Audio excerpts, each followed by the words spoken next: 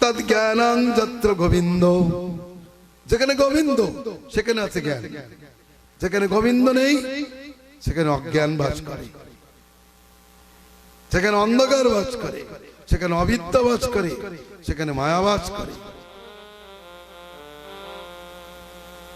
তদ জ্ঞানম যত্র গোবিন্দ সা কথা যত্র কেশবম, সেটি প্রকৃত কথা, যেখানে আছে কেশব। যে কথায় কেশব নেই সে কথা ব্যাঙের কচকচানি, ব্যাঙ কচকচ করতে থাকে আর কাল সর্প এসে তাকে প্রাণান্ত করে নেয়। জীব যদি কেশবের কীর্তন না করে তাহলে তার যত কথা ব্যাঙের কচকচানি ছাড়া আর কিচ্ছু না। ভাগবত নিন্দা করে বলেছেন তার জিহ্বা ভেক জিহ্বা সম।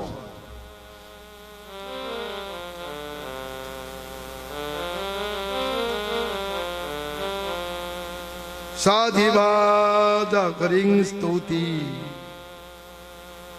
সেটা প্রকৃত জিহ্বা, যে জিহ্বা হরির গুণগান করে। তা না হলে সেই জিহ্বা ভেক জিহ্বা সমম। তচ্চিত্তং যত্তদর্পিতম, যা ভগবানে অর্পিত হয়, যে মনটি ভগবানে অর্পিত হয় সেই মনটি প্রকৃত মন। এতদ্ব্যতীত ওই মনটি শয়তান। শয়তান যেমন মানুষকে অধর্ম পথে চালিত করে, তেমনি কৃষ্ণ চিন্তা রহিত যে মন জীবকে মায়ার বন্ধনে ফেলে দেয়। অতএব সার কথা বললেন, আমাদের নিত্যগুলি কি করে সার্থক হবে? আমরা মনুষ্য জন্ম লাভ করেছি। আবার বলছেন তৎকর্ম যত্তদর্থায়, সেটি প্রকৃত কর্ম যা কেবল কৃষ্ণ পিতার্থে অনুষ্ঠিত হয়। তৎকর্ম হৃত সনংযৎ, যে কর্ম হৃত সম্পদ সেই কর্মই প্রকৃত কর্ম। তা না হলে অন্যত্র লোকবন্ধনম, অন্য কর্ম লোকের বন্ধনের কারণ, মঙ্গলের কারণ না। কে মন্নৈ বহুভাষিতৈ, আর কি বহু ভাষার কি প্রয়োজন? আর বহু ভাষার কি প্রয়োজন? জীবন কি করে সার্থক হবে বলুন? যিনি পৃথিবীর একছত্র সম্রাট, তিনি অভিশপ্ত হয়ে প্রায় প্রহসনে বসছেন। সুখদেবের মুখে ভাগবত শুনে পরম তৃপ্ত হয়ে তিনি সিদ্ধান্ত করছেন, হে ব্রহ্মণ, আমি উত্তম শ্লোক শ্রীহরি সৎকথা কীর্তন করুন। এই সংসারে যদি কেউ রসজ্ঞ থাকে তাহলে কখনোই সেই কথার থেকে কেউ বিরত হতে পারে না। ও সবাগ জয়া তস্য গুণান গৃণীতে,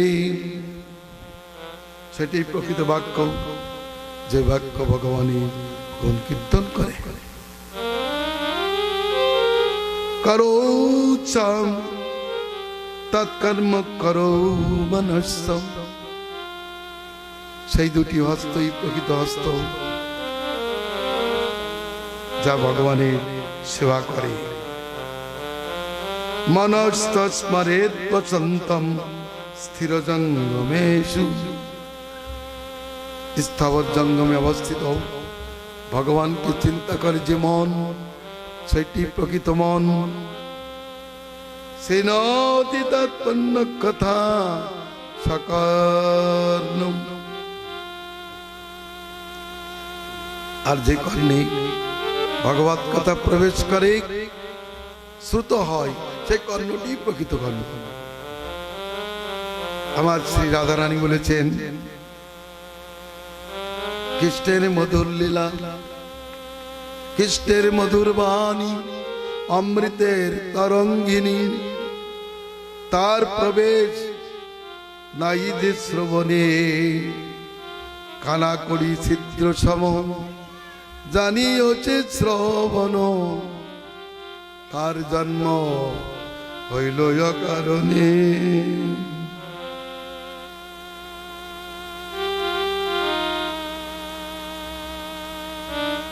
শিরস্তস্য ভয়লিঙ্গমানমেন, মস্তকের কাজ ভগবানের প্রণাম। ভগবান ব্যতীত অন্যত্র প্রণাম্য কেউ নেই জগতে। অন্যের প্রণাম কি দিবে, কি দিতে পারে? ভগবানের প্রণাম জীবকে সমস্ত দুঃখ থেকে মুক্ত করে। তদেব দৎপশ্যতি দদ্ধি চক্ষু, সেই ভগবানকে দর্শন করে যে নয়ন, সেই নয়নই প্রকৃত নয়ন।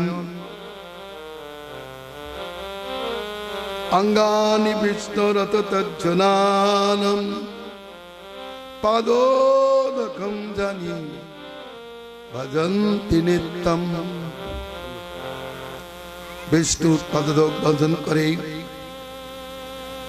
যে অঙ্গ, সেই অঙ্গই প্রকৃত অঙ্গ।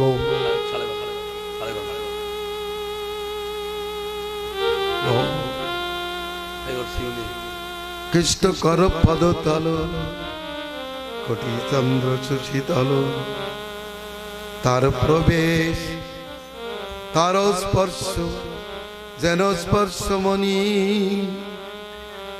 হেন কৃষ্ণাঙ্গ স্পর্শ নইল যে তার সম্বন্ধ, তার বকুল সমান।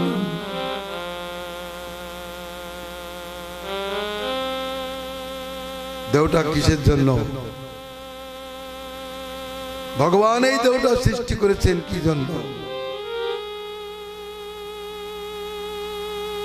পরীক্ষিত আমার ভগবান ঋষভদেব বলেছেন, হে বৎসগণ, নায়ং দেহ দেবদং নিলোকে কষ্টং কামান্দ বিদ্ভুজার্থেন। হে পুত্রগণ, দুর্লভ মনুষ্য জন্ম লাভ করে পৃষ্ঠাবতী শুকরের মতো বিষয় ভোগ করা উচিত না। সেখানে দিব্য তপস্যা করা উচিত, যে তপস্যার পরে অনন্ত প্রেমানন্দ ব্রহ্মানন্দ সিদ্ধ হয়, আত্মা সমগ্র পরে প্রসন্নতা লাভ করে।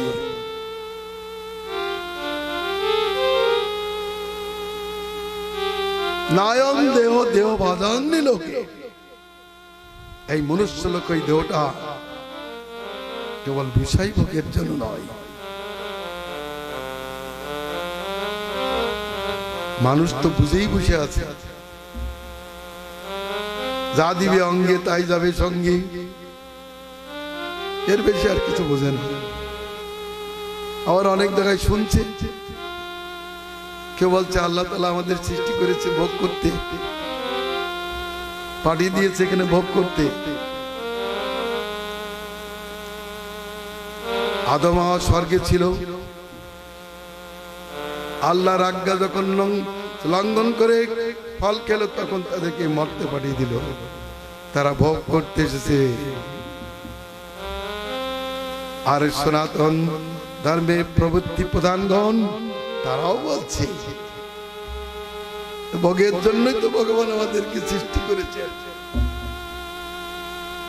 কিন্তু এটা ভোগের জন্য নয়, ভগবন্ধন থেকে মুক্তির জন্য, জন্ম বন্ধন থেকে মুক্তির জন্য। যদি ভোগী ধর্ম হতো তাহলে তো পশু জন্মই শ্রেষ্ঠ। কাপড় পরতে হয় না, রান্না করে খেতে হয় না, স্কুল কলেজে পড়তে হয় না, সাধন ভজন কিছু করতে হয়। কেবল ভোগ করেই চলেছি। যারা ভোগ দেখে তারা কি? তারা পশু।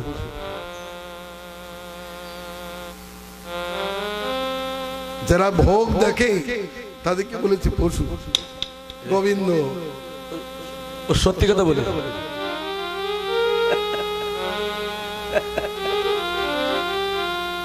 রাজা পশ্যতি কর্ণাভ্যাং ধিয়া পশ্যতি পণ্ডিতম পশু পশ্যতি গন্ধেন ভূতে পশ্যন্তি পরবরা। রাজা কান দিয়ে দেখে, পণ্ডিত বুদ্ধি দিয়ে দেখে, পশু নাসিকা দিয়ে দেখে, আর মূর্খ কাজ হয়ে গেলে দেখে।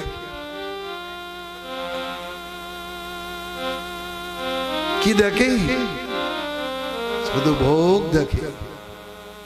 জগৎ ধনময়াং লব্ধা, জগৎকে ধনময় দর্শন করে।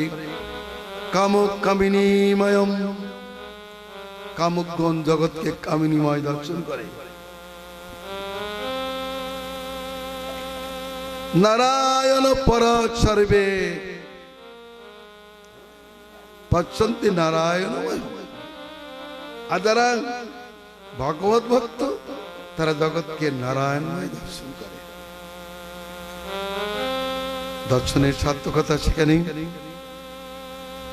ভোগ দেখে না। কারণ জগৎ থেকে শান্তি লাভ পাবে না, করতে পারবে না, সার্থক হবে না জীবন।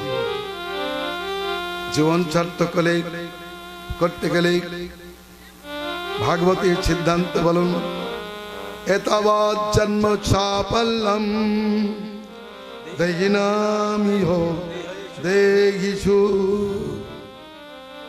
প্রাণয়ত্তৈদিয়া বাচা শ্রেয়াচরণ সদা।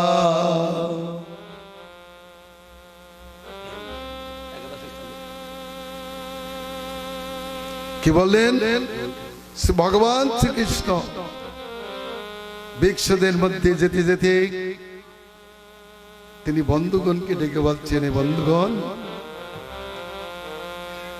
আহা, এই ভিক্ষুদের চরিত্র দেখো। এরা পরোপকারী, এরা পরোপকারী, পরের জন্য এদের জীবন। এরা মূল থেকে আরম্ভ করে ফল আদি সবকিছু দিয়ে পরের উপকার করে। অতএব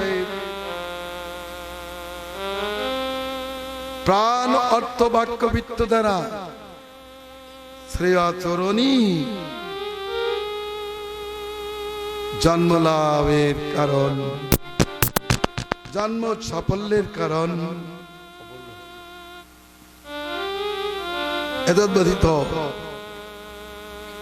সেই আচরণ ব্যতীত প্রেয় অনুষ্ঠান দ্বারা অর্থাৎ ভোগ প্রবৃত্তি দ্বারা কোনদিন কেউ মঙ্গল লাভ করতে পারে না। ভগবান শ্রী গৌর সুন্দর এই জগতে এসে মনুষ্য জীবনের সার্থকতা গান করেছেন। তিনি কপিলের ভাবে মাতাকে ধর্মোপদেশ করেছেন। তিনি জানিয়েছেন, যাবৎ আছে প্রাণ, যাবৎ আছে শক্তি, তাবৎ করো কৃষ্ণ পাদ পদ্মে ভক্তি।